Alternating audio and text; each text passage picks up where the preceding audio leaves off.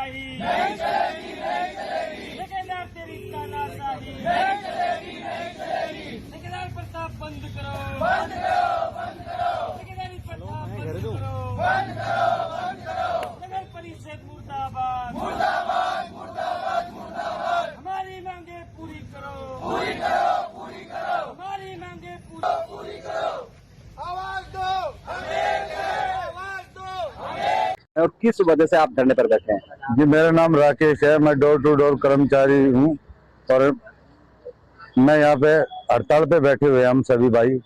और हमारी सैलरी नहीं दी गई 3 महीने से और इनसे रात को 9-9 बजे तक काम लिया गया है, जिसमें फिर भी कोई सैलरी नहीं और कुछ नहीं, सिर्फ झूठे वादे मिलते हैं। कहीं भी गए हैं वहाँ यही बात हुई है, अब 2 दिन दे दो, 10 दिन दे दो, डल जाएगी। लेकिन जी अभी तक 3 महीने हो गए। ये तो हर कोई जाने, 3 महीने तक एक आदमी एक सैलरी पे डिपेंड रहने वाला, वो 3 महीने में कैसे गुजारा करेगा? स्कूल के बच्चों की पढ़ाई, ये लिखाई, सरकार कहती है बेटी बचाओ बेटी पढ़ाओ। अरे पढ़ेंगे तो जब पहले पेट में कुछ होगा हमारे।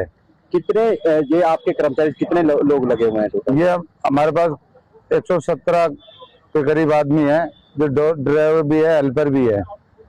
तो 117 परिवारों में कहीं ना कहीं चूल्हा नहीं जल रहा है? नहीं जल रहा जी, कई दिनों से बिल्कुल ठप पड़ा हुआ, सारे परेशान मजबूर होके जब धरने पे बैठे, नहीं तो धरने बैठने का कोई मतलब ही नहीं बनता। ये कब से आपने शुरू किया था? और आज से पहले हमने 1 महीने पहले भी धरना प्रदर्शन किया था और इन्होंने अधिकारियों ने, मैडम विनीता पीपल ने भी टाइम मांगा था 10 दिन का, वो भी दे दिया, उनका भी टाइम निकल गया। डीएमसी साहब ने मांगा था, उनका भी टाइम चला गया। लास्ट में सब कहीं कुछ नहीं मिला तो हार थक के हम यहाँ बैठ गए।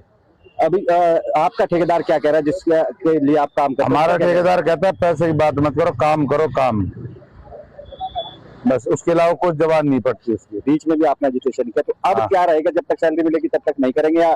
जी, हमारी सैलरी नहीं मिलेगी तो काम क्या करेंगे हम? जब तक सैलरी नहीं मिलेगी हमारा हिसाब किताब नहीं दिया जाएगा, जब तक हम कोई काम नहीं करेंगे। कितने घरों से कचरा उठाते हो आप शहर के लगभग? हम जी, मैं एक आदमी में 1600-1700 घर से कचरा उठाता हूँ। तो ये सब आप पढ़े लिखे डिवाइड कर सकते हो कि कितना कचरा उठता होगा। कि मैं खुद मेरे 29 नंबर वार्ड में ड्यूटी करता हूँ मैं, तो 1600-1700 घर का कचरा डेली मैं कलेक्शन करता हूँ। घर में चूल्हा नहीं चलने से मजबूरी में आपको यहाँ पर? मजबूरी में साहब, बिल्कुल मजबूरी में बैठे हुए ना, तो कोई शौक थोड़ी है हमें हड़ताल करने का।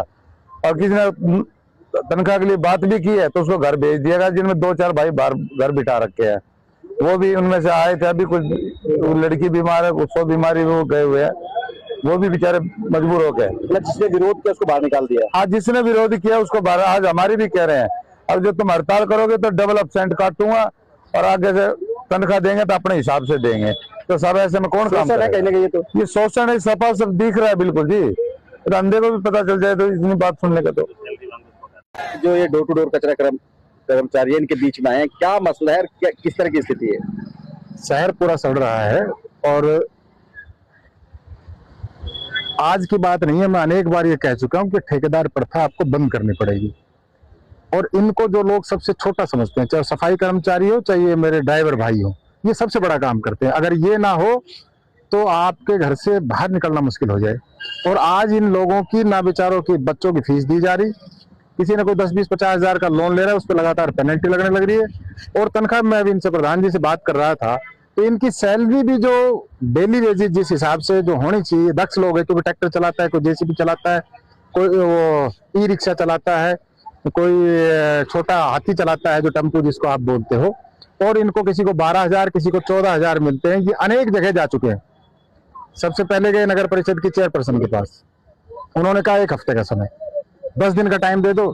फिर ये गए डीएमसी महोदय के पास, डीएमसी ने कहा सोमवार को आपकी आ जाएगी। आज एमएलए एमपी तो है ही नहीं, अब ये जाए कहाँ? एमएलए एमपी को फुर्सत ये भी नहीं, मुख्यमंत्री आ रहे वहां भी चले जाए। अब ये बेचारे जाए तो कहाँ जाए? मेरी आपके माध्यम से सरकार से पुरजोर मांग है कि इतने भी निष्ठुर ना बढ़ो कि इनकी हाय लग जाए। और मैं एक बात कहता हूँ, गरीब को मत सताना, गरीब रोदेगा जमीन पर से खोदेगा। इनकी हाय मत लो। ये कोई राजनीतिक दल के व्यक्ति थोड़ी ना है, ये तो आपका मैला कुचला झूठा, आपके झूठन उठाने वाले लोग हैं। आप इनको भी सड़क पे बैठे मजबूर कर रहे हो। शर्म आनी चाहिए यहाँ के प्रशासन और एमएलए एमपीज को, जो एमपी साहब और मंत्री महोदय, उनको शर्म आनी चाहिए। इन लोगों को किस कदर इन लोगों ने इन मजदूरों को आज इस तपती गर्मी में बैठा रखा है यहाँ। और थोड़े से दूर और जाओ ना, पार्क में, सामने पार्क है, कोई एक कोने में कोई सर्व कर्मचारी संघ बैठे हैं, दूसरे कोने में कोई और बैठे हैं। ऐसा लग रहा है जैसे रेवाड़ी में तो हड़ताल ही चल रही है। अव्यवस्था फिर बिगड़ गई, दावे तमाम बिगड़े चुनाव के दौरान की। अगली बार बीच में मैं आके बैठूंगा, राव साहब खुद कह रहे थे, एमपी साहब। राव साहब को स्टेज पे आने की फुर्सत नहीं मिली। मैं एक बार राव साहब के पास साथ गया, मैं काम की बात कर रहा हूँ मैं, क्योंकि मैंने चौटाला साहब के साथ बहुत लंबे समय राजनीति की। मैं राव इंद्रजीत सिंह पूछना कभी उनसे, आज चौटाला साहब तो इस दुनिया में नहीं है, भाई अभय सिंह है। मैं, भाई अभय सिंह और भाई राव इंद्रजीत सिंह, चारों हम थे। तो चौटाला साहब ने कही, राव साहब काम पता है कैसे होते हैं?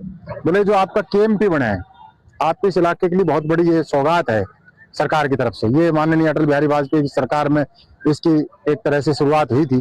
बोला मैं पूरी तरह से चल नहीं पाता, बुजुर्ग हूं, मैं फाइल लिए सीएम रहते हुए दफ्तर दफ्तर गया जब ये आपका केएमपी की सौगात लेके आया। और हमारे लोगों को यहाँ जो मैंने तो उनसे राजनीति सीखी, जो हमारे यहाँ खुद मुख्यमंत्री और केंद्रीय मंत्री चल के आ रहे हैं, उनसे अपने अहम की लड़ाई लड़ रहे हैं। और चौटाला साहब जो देवीलाल के प्रधानमंत्री के बेटे और जो हरियाणा के मुख्यमंत्री, उनमें अहंकार नहीं था, वो दफ्तर जाके लोगों को काम करा के लाए। क्या अहंकार की वजह से लोगों को झेलना पड़ रहा है? निश्चित तौर पे आज वो कह रहे थे, अब सुन लो ना इनकी, चलो वहां स्टेज पे नहीं गए, वहां तो आपके इनके साथ तो आपका कोई अहंकार नहीं अड़ रहा, इनकी सुन लो, आके उनकी सुन लो जो पार्क में उधर बैठे हैं। इन लोगों की रेवाड़ी में सुनो से हालात क्या है। और वाकई में आप सोच के देखो, 120 के लगभग ये लोग हैं कि 120 घरों में कम से कम 2, 3, 4 मेंबर तो इनके होंगे। 500 लोगों को आपने यहाँ बैठा दिया दरीब। ट्रिपल इंजन की सरकार का दावा किया गया था, अब जिम्मेदार कौन है इसके लिए? दावे तमाम हुए थे। जिम्मेदार सतीश यादव है ना, और तो किसको क्या कहूँ, हमारे ऊपर ही डालेंगे। अब इनके जो लोग हैं वो हमारे ऊपर ही डालेंगे, अब इनका तो काम है। अरे मैंने थोड़ी ना बैठाए भाई, ये आप लोगों का काम, आप इनकी सुनते क्यों नहीं?